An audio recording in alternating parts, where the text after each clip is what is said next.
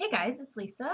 This is going to be, I think, a tag video, or just a fun one. If it doesn't tag anybody and nobody does it, that's okay too. But otherwise, I think it would be fun to kind of hear what you guys have to say back and like continue it on if possible. If not, no big deal. But basically, I am a hopeless nostalgic. I love all that stuff, like old photographs and things that like take you back to that place or reminds you of something. I'm just a sucker for it. So this is going to be my hopeless nostalgic version of my makeup, perfume, like that kind of stuff. So I don't have a whole lot, but I thought it would be a fun video and maybe a fun tag to start.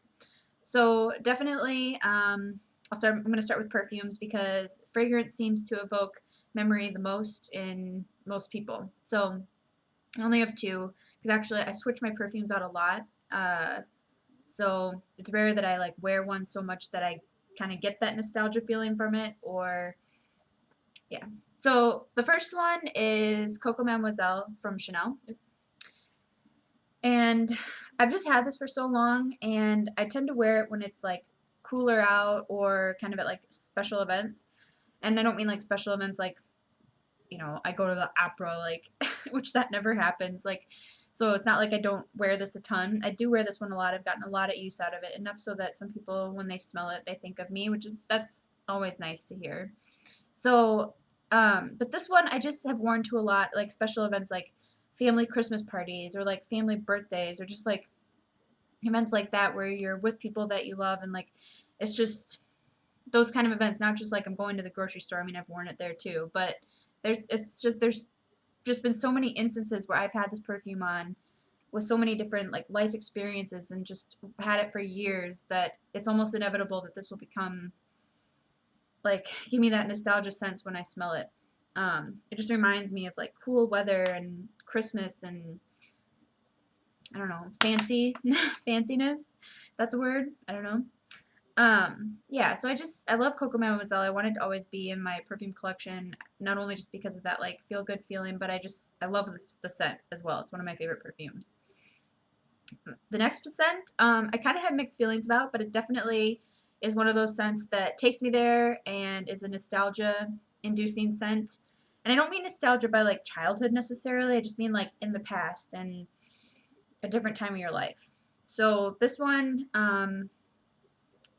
and I even have backups of this because I wore it so much. But when the majority of the time that I wore this, like that time of my life, I was dating somebody at that time that I was with for quite a while, and because I wore this so much when I was with him, it reminds me of that relationship, which is kind of good and kind of bad because I can think fondly on like the good times that we had. Like I wore this a ton in the summer, and you're like out doing stuff all the time, and yeah. But then because it reminds me of that relationship, it's also like, oh, it didn't last, and he was a jerk sometimes, like that kind of stuff. So it's definitely nostalgic, just because I'm instantly taken there. There's one night in particular we were out with friends, and um, it was hot out in the summer, and it was just a great night. And that one night specifically sticks out in my mind when I smell this. I must have like doused it on myself or something. So I still love this perfume. I don't even know if I said what it is. It's from Victoria's Secret. It's a Very Sexy Now. It was one of their summer editions. Um, yeah, I still like it, but I don't reach for it as often because it takes me there. And it's more of a summer scent. It's kind of coconutty and warm and beachy, that kind of scent. So those are my two perfumes, probably because I wore them the most, and I wore them the most in instances that would be like memory, like inducing type moments, like things that stand out in your mind. So yeah, kind of like the good and the bad, and this one isn't necessarily bad. It's just, kind of indifferent, I guess. Next, it's a kind of strange one. I have a brush. It's Chanel just redid their brush line. This is from their old brush line, and it's just their number 6 brush. It's the powder brush. And I actually hardly ever reach for this. I don't really like it now, but at the time it was my first like face brush that I used for everything. I used it for powder, I used it for blush when I finally bought a blush. It was just I had like this brush And this brush that I'm going to show you, I had like 2 brushes, and I don't even have too many brushes now either. I feel like I just have the ones that get the job done and that I really like, and I'm not like really a brush collector. But anyway, this one was my first big brush, and at the time, like I said, I thought it was amazing. I thought it was like, oh, the best brush ever, probably because it was Chanel. I didn't know any better. But yeah, I just, because it was one of my first like big girl makeup purchases, excuse me, or like except or tools purchase, makeup tools purchase. Um, I guess it just meant something to me, and I just can't get rid of it now, even though I pretty much never use it. And I would use it more because I do like do all over face powder or setting powder sometimes, but it sheds a ton. So it's not even the greatest brush. I have cheaper brushes and other brushes that I like so much better than this one, but I can't get rid of it. It's one of those firsts, you know. Gotta hang on to that. Another first is for the longest time I didn't use brushes, and now I can't imagine not having them. But my first eyeshadow brush was one from Target. It's a Sonia Kashuk. It's a crease brush. She doesn't make this same brush anymore, but I think it's amazing. It's actually my favorite eyeshadow brush, pretty much. Um, it's just perfect, and I'm nostalgic for it because it was my first eyeshadow brush. It totally changed how I felt about eyeshadow because it totally gave a whole new like method for applying makeup and how it looked and the effects that you could get and like really getting a good crease color. It was just a very eye-opening purchase, and I use it most days, and it's just my it's one of those items that really helped fuel my love of makeup, I guess, and putting it on and the artistic side of it and all that fun stuff. So those are the brushes. Then I do have one eyeliner. This one, if you guys have been Bath and Body Works fans for a while, you may remember years ago they had a makeup line, which I loved, and I had like they had like single eyeshadows and liners. I have an eyeliner. The other, I had shadows and stuff. I don't know what happened to it. I either used it up or gave it away or whatever. But this is one thing I hung on to, and their line was called Beautiful by Nature. This is just a mother of pearl eyeliner. I tend to save this because I get all nostalgic about it, but it is really good for like if you want to line your inner rim to make your eyes look bigger, or just your inner like tear duct highlight. It's really good for that. So I do use it. I just don't use it a ton because it's kind of like, oh, Bath and Body Works had makeup and I was obsessed with it. And Bath and Body Works. I used to be obsessed with Bath and Body Works. So, oh, this is a good one. My first YouTube video, when I have watched it after the fact, it's so cheesy and I cringe when I watch it. But the item that I reviewed for my first makeup video was this palette from Lancome. It's the French Touch palette. And I get nostalgic for this just because it was, my first YouTube video, and this is my fun pastime to get my like makeup and skincare and perfume obsession like out and like help fuel it as well. So it's just one of those things that like YouTube has been fun for me and an outlet. So I get nostalgic for this palette because it makes me think of like when it all started, which a fun outlet for my makeup and all that good stuff, and share hauls and all and watch. Oh, I just love it.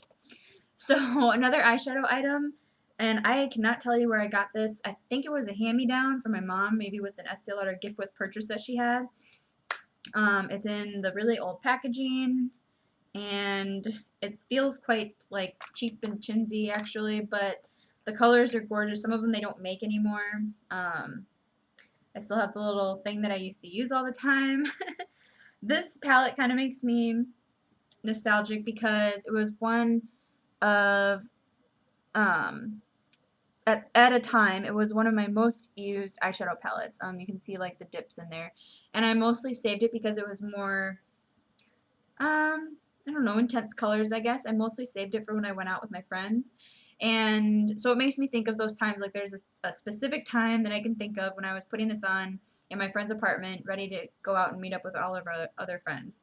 So I can like picture that moment in my mind when we were all getting ready in the bathroom and I was trying a new look with this little palette that I had from Estee Lauder. Just stuff like that, you know, evokes nice feelings and makes me never really want to get rid of this palette, even though I know it won't last forever. And yeah, so the Estee Lauder, and some of them they have similar colors now, but they don't have like some of the exact same colors anymore.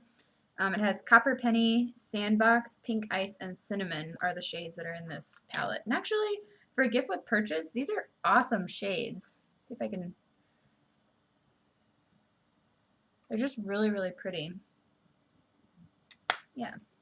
Just two more items. My first ever blush, because for the longest time, for some reason, I thought, I don't want blush, I don't like blush, I don't need blush. No thanks to blush. And then finally, I kind of opened it up and I was thinking, and I did actually use this blush mostly for contouring, which now I would never ever do. I don't know what I was thinking. I was learning, and but it's a Chanel, whatever that French words are. It's their powder blush in Tempting Beige, and this was my only blush for the longest time. I didn't even wear it every day, and I would mostly just take, and I used the little brush that came with it because obviously my big, huge one was too big to contour with. So I used this little tiny brush that comes with it, and I would dip it in and just go like this. I'm sure I had like little stripes on my face. I'm sure it was bad, but at the time I thought it was just amazing. And I always felt like I kind of went like when I first was like really getting into makeup. Like I always had, like my mom would take me to, like I would get her leftover like Clinique stuff for, so I never really had like a ton of stuff, or I never would go out and buy a ton of stuff. But when I first started like buying my own higher end stuff, I kind of dove right into Chanel. I love it. I didn't buy like a ton of stuff because I was younger and didn't have any money, and still don't. But yeah, I just felt like the other reason why I like this is like I can remember when I first had my first Chanel item ever was a powder, like mattifying powder foundation that they had. I think it was a foundation, otherwise just a mattifying powder. And every time I would take it out, like I just felt like so like it's so fancy and it's Chanel, and like I don't know, I got like those, not that I would like say it, but in my, you know, it just had that feel to it of like, oh, this is Chanel, and it's like this fancy black, sleek, compact, and it has the seat. I don't know. I just got all excited about that. And even still, when I had this blush, I was like, oh, now I have another one that's like Chanel. I was way too excited for it at that age and thought that it was way cooler than it probably actually was and still is. So the last item is another blush. It was my first NARS item. I'm nostalgic for this too because I got it on a trip. You can tell it like looks a little rough. It's seen better days. Um, I got it on a trip to Chicago with my grandma. This was right when it had come out. It's the NARS Orgasm shade. It was like everywhere. Everybody was talking about it. It was like when it first came out. And this is still the same one. I finally hit pan on it not that long ago. Because I have more blush now, and for a while I didn't reach for this at all, but now I've been using it quite a bit more, especially as kind of like a real sheer application as like a highlighter a little bit. Yeah, but I just get nostalgic for this blush because it was kind of one of the first like hugely talked about items that I was interested in and went and got. It was another one of those things on the train back from Chicago. I was like opening it and looking at it on the train and like, oh, it's so beautiful. I love it. Kind of like I did with the Chanel stuff when I had it. So I just get nostalgic for this blush because I think if I don't know any better, I think this was my second blush. I was all excited about it, and yeah, I don't know, just one of those things. So I hope this wasn't too like weird and boring, but I thought it would be kind of fun, and like when I use some of these things, like you know, those are the things that I think of and the things that come to mind when like I'm putting on the NARS blush. Every once in a while I'll be putting it on. I think, oh, that trip to Chicago with my grandma, and this was my first NARS item, and how I just like coveted it and thought it was so amazing, and it's just kind of funny how people are sometimes, especially myself. So thank you for watching. I'm excited to see any tags or comments, just to see what items you guys are nostalgic for, if any, and if not, you guys got to see what my crazy self is nostalgic for. So I'll see you guys soon. Thanks for watching.